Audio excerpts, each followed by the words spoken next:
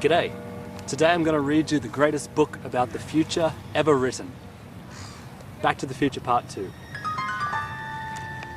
But first, I'm going to read you the greatest book about the past ever written. George Orwell's 1984. I can do this because here in Australia, or Australasia, the book is no longer in copyright. I'm going to read you the whole book, so there might be spoilers. You never know. It was a bright cold day in April, and the clocks were striking 13.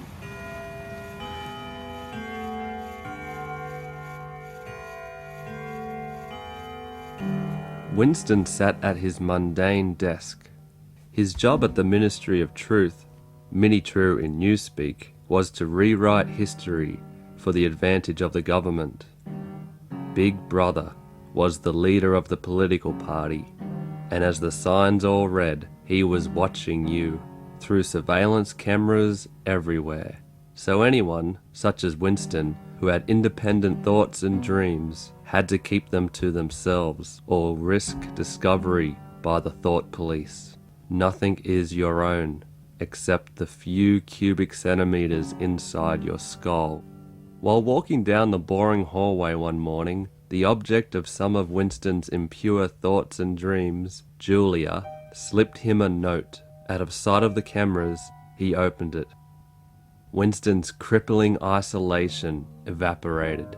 There was hope and promise in his future, like there had never been before.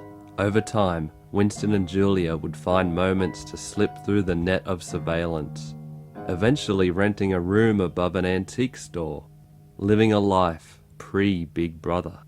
That was until the thought police burst into their room and took them away to the Ministry of Love for interrogation. Winston was taken to room 101, a torture chamber. A personal torture chamber. You see, because Big Brother had been watching, everyone's fears were known to the party. For Winston, it was the fear of betraying Julia, which he did as soon as they dropped a rat on his head. "Do it to Julia, not me. Tear her face off," he said. Gee, that's a tough one to come back from. We do not merely destroy our enemies, we change them. Weeks turned into months, as they often do, and Winston found himself on his way to his job of rewriting history, knowing that the same process of doublethink had been performed on him. They could get at the few cubic centimeters inside his skull after all, and they had changed him. He passed the rodent-bitten face of Julia. Both were broken. No love was there anymore. Well, there was love, for Winston had clung to all he had left besides the crippling isolation. Winston had Big Brother. He loved Big Brother.